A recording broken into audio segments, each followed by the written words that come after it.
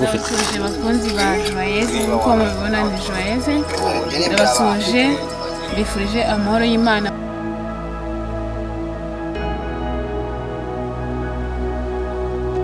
Twaje gushutinga indirimbo yitwa Mumbebe izasohoka kuri 14 kuri 14 z'ukwa kabiri. Gusa ndabizi neza ko mufite amatsiko, ako mwihangane mutegereze. Murakoze bwayo.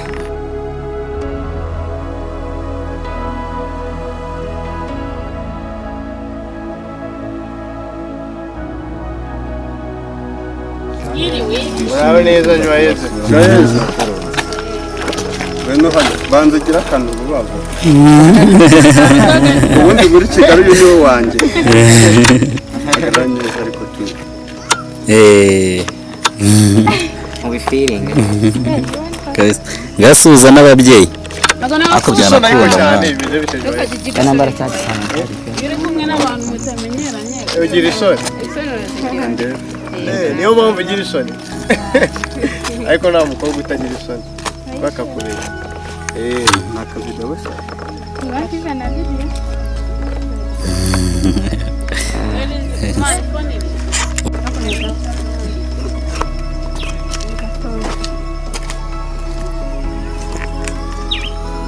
Baba.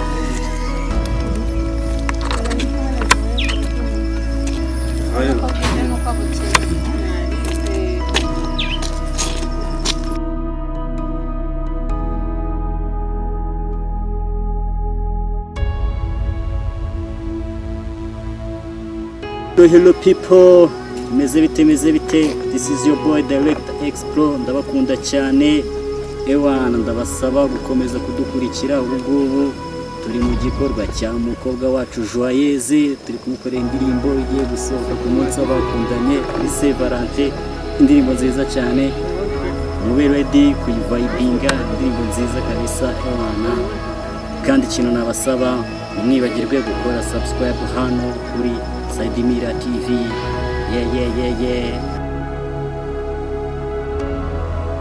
Ndabashuje ni wa muhungu wanyu Sano Legend nk'uko bisanzwe. Tukaba twaje hano muri shoot y'indirimbo bitamo Bebe. Ubu rero turashoje twadutatse. Indirimbo muzayitegeza ibintu byinshi byiza Imana muzayisanga kuri Streamers Entertainment. Mukomeze mudushyigikire. Ati ibintu byari bikaze ariko turashoje. Buriya naho kuri 14 tubahereza ibyishimo muba mukeneye. Turabakunda cyane, mukomeze gukanda subscribe kuri Streamers Entertainment. Indirimbo ikaba yari iyobowe na Director bita X. Director bita X. Producer ikoze bamwita Design on beats. Producer uzi gukora neza cyane. Mwaza namwe akabakorera video kuri makeya agaca menshi. Mukomeze rero mugubwe neza muherereye hose.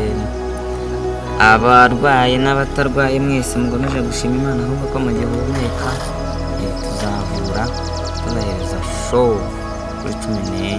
Ndakunda cyane Sano Legend. Ubu tuvugana bumbaye umushyitsi kuri Saidimira TV.